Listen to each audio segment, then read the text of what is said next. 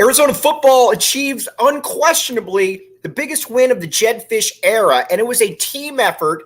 How did it happen on both sides of the ball, and how did we get to this point? Let's get started here on Locked On Wildcats.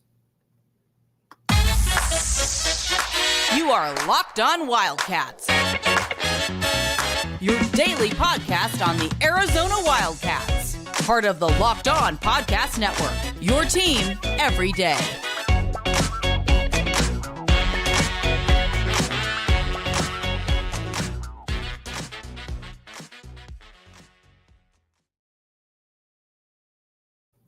Thanks for keeping it locked on Wildcats and making this your first listen of the day. I'm your host, Mike Luke. All right, Arizona gets a massive victory against the Washington State Cougars. And before we get started here, we can't go back, and now there's a lot of people with revisionist history saying, they're not really that good, are they? No, Washington State's good. Not only are they good, they were ranked. It was at Washington State. They were 8.5-point favorites for a reason. But, my friends, Arizona football is here under Jedd Fisch, and this 1,000% proves exactly where we are. Now, you got to remember that there were still a lot of questions going into this game. Jayden de Laura dressed, and Jedd Fisch said that if Jayden de Laura was full 100% healthy, he would play. And everybody kind of cringed at that, not happy about that possibility. Well, Noah Fifita 1,000% eliminated any worries for Arizona fans in this game. This is now 3 straight games, and he has gotten progressively better each game. Against Stanford, he came in and bailed the Cats out, led him to a touchdown right down the field. That was very impressive. Then after that, he also was able to engineer a fairly close game against Washington. Again, it started out slow for the Cats, but by the end of the game, Arizona was the one that was driving, and Washington looked like the one that was holding on for life.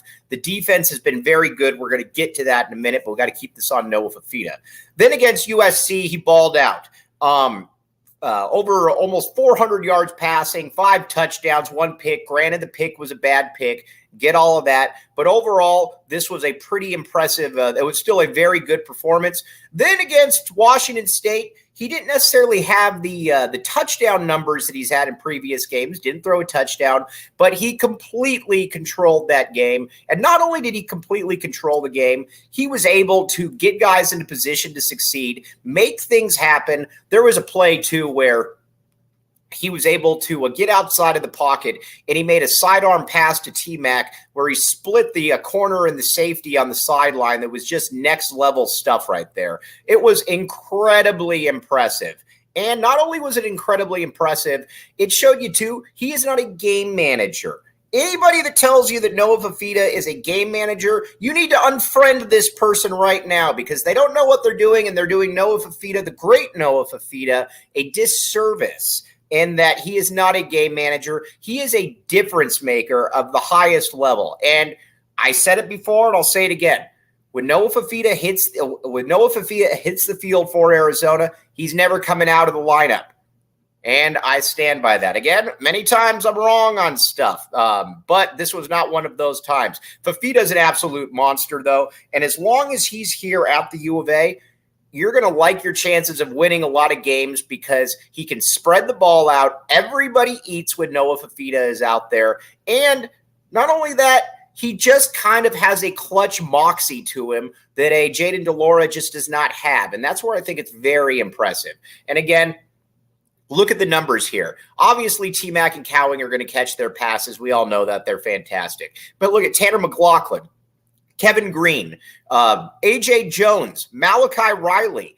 They were all getting the ball. And our guy, Rayshon Speedy Luke, Fam, as we affectionately call him, had his breakout performance as well. This was just a massive, massive performance by Noah Fifita. And again, there is no quarterback controversy. And I will say this, Jedd Fisch, who has done an amazing job rebuilding the talent on this team, if he were to start Jayden de Laura next game, he would start to lose the city. Nobody wants to see Jayden de Laura in there anymore. And again, that's not a diss towards Jayden de Laura. It's just far more of a that Noah Fifita is that dude right there. Now, the running backs, we got to talk about them. The running backs have absolutely been top-notch right here, and that starts with Jonah Coleman. Again, Michael Wiley is a very good running back. We know that. His reputation precedes him. We all know that he's a good running back. He just doesn't have that physicality / oomph that Jonah Coleman does. But very few do. It's not like I'm sitting here and saying, well, he can't do this or he can't do that. Very, very few people have what Jonah Coleman can provide there. And he's just getting better as the seasons go on. Not only is he getting better as the season goes on, he is continuing to put his mark down there. And again, when Michael Wiley comes back, I just don't know how you put I just don't know how you take Jonah Coleman out of the lineup, because he's been an absolute monster. He has been dominating games, and I think you can make a case that he's been the best running back in the conference the last 2 or 3 weeks. And again, nothing about it feels fluky. And we've talked about this before, but this might be the deepest running back stable in the entire conference, between Jonah Coleman, Michael Wiley when he gets back, DJ Williams, Fam, Rayshon, Speedy Luke. There's a lot of players right there, my friends. There is a lot of players, and next level players, not just position holders, but players that are next level difference makers. That is what is so unique about what Jedd Fisch has been able to do here. And again, we're not used to seeing this kind of talent across the board, quite frankly, and that's where it's very, very fascinating there. Then obviously the receivers. It's nice seeing guys like Kevin Green start to get involved. I think that's also a testament, though, to what Noah Fifita has been able to do. And then now, magically, a lot of these players are getting the ball. They're getting involved out there, and that wasn't really happening before. And so, again, big tip of the cap to Noah Fifita and this team for what they've been able to do. And another dude, Tanner McGronklin, as some people are calling him.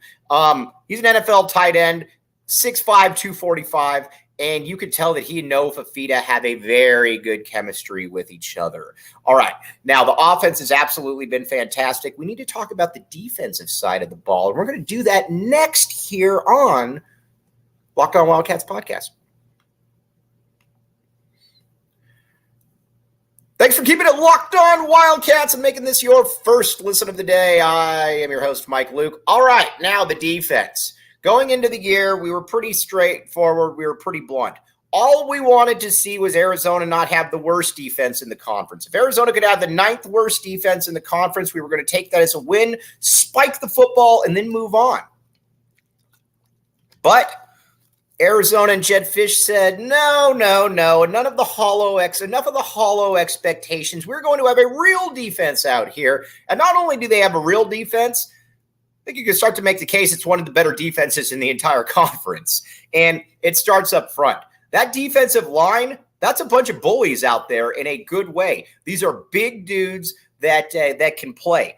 And we've talked about it before, but in the past, there was always some players out there that were just undersized. They tried really hard and they did well, but that also still brings you limitations. When you're a 255, 265-pound nose tackle, that kind of leads you to a little bit of a let's just put it, you don't have a margin for error. Now you got a margin for error. Big Bill Norton, 6'4", 330 pounds of Big Bill Norton right there. This dude has been everything they wanted and more. Again, just because he didn't play at Georgia, I don't care about that. Arizona is not Georgia. I think we know that by this point. Maybe we'll get there, but at this point, Arizona's not Georgia. We will take Big Bill Norton, and Big Bill Norton also has possibly a year of eligibility left, my friends. Something to very much keep an eye on. Then let's talk about some of the other dudes. Taylor Upshaw. Again, you never know what to do. Think about what some of these grad portal or these transferred portal guys. But man, Jedd Fisch seems to know what to do. Last year it was Hunter Echols, and that he got 6.5 sacks last year as the defensive end who came over after being lightly used at USC. Now you have Taylor Upshaw. Taylor Upshaw is probably going to finish the year with 10 sacks. I'll take it. And then After, on the other side, you got Isaiah Ward. Ward continues to improve. By the time he's done here, I think he's going to be an all-conference dude. And not only is he going to be an all-conference dude, I think that he will be. I think he will be kind of the guy who starts to have some NFL potential to him. And not only does he start to have some NFL potential, you start wondering how exactly far can he take this, because he's a good player. Then our dude Deuce Davis. Deuce Davis emerged in a big way against USC.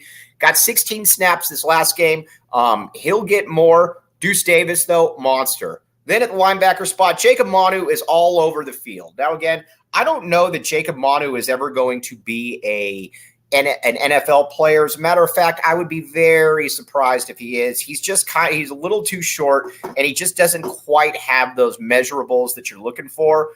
But overall, this is definitely somebody, though, that can play football, and can play football at the highest level. He's an impactful guy. And not only is he an impactful guy, he's making big-time plays now. And I think that was the question about him before. Could he make those big-time plays? So far, so good. He's doing exactly that. Next to him, we know Justin Flo's a heat-seeking missile. You pick up one end of the stick with Flo, you got to pick up the other. But that's not necessarily a bad thing, though, either, my friends, because Justin Flo right now has certainly shown that he can be a difference maker. He has a suddenness out there that nobody else on the team does, and it's easy to see why he was so highly rated. And then the secondary. Where to even start with the secondary? The secondary has been fantastic. Ephesians Prysock, another dude that I think we were hopefully optimistic on. He's taken up that one corner spot right there, and he's been fantastic. I think that he's going to be an NFL player, and wouldn't surprise me at all if Takario Davis on the other side is as well. But what's really been impressive about them is that they've given these defenses these offenses really nowhere to work. How many times did you see Cam Ward, who's a very cerebral quarterback, run around the field, have no idea where to throw the ball because nobody was around, and then just have to chuck it out of bounds, take the sack, whatever the case may be? That's becoming a common theme for these Arizona defenses right here. And a big reason why is those defensive backs right there, led by those two. And then in the backfield, we got to give Gunnar Maldonado some credit. Again, we've been hard on Gunnar Maldonado on this show, but Gunnar Maldonado has played very well these last couple weeks. And he has been kind of that leader of men's safety that you need back there. Gunnar Maldonado, very, very good for the Arizona Wildcats right there. Now, when it comes to the other safety, Dalton Johnson has been great. I think the one thing you got to wonder about is why wasn't Dalton Johnson playing earlier? Because Dalton Johnson is very good. He understands the scheme. He's always in the right position. Again, probably not an NFL player, but either way, good. And then you get Genesis Smith in there as well. Overall, though, this defense has just become an absolute machine out there. And you got to give a lot of tips of the cap to Johnny Nansen right there. Johnny Nansen, learning on the job that first year, second year, this year, he's really shown what he can do. And not only has he really shown what he can do, he's also shown that he's also shown that he can adapt his scheming to personnel and what he needs to do. You can't really have any problem with what Johnny Nansen's done. If you have a problem with him, then you're probably just a hater. But this was a marquee win for Jedd Fisch, for the Arizona football program. There's no other way to put it. It was just a marquee win. And I think going forward, we're going to have to really keep an eye on this as maybe a team that Vegas is still undervaluing. Get your bets in on FanDuel when you can right there. But again, we all know what we saw there. This was a big-time performance. All right, now we're going to have some player rankings throughout the rest of the week. Who's exactly doing what on the team? Then after that, we're going to start looking ahead because, again, it's an off week. We know that. You got Oregon State, though, coming into town in 2 weeks. Then after that, you got the Arizona football, or you got Arizona basketball exhibition game this Friday. But, again, post-game show here. Wanted to break this all down for you. And as always, really appreciate your time. We're going to be back with you tomorrow. As always, you know the drill. Keep it locked on, Wildcats.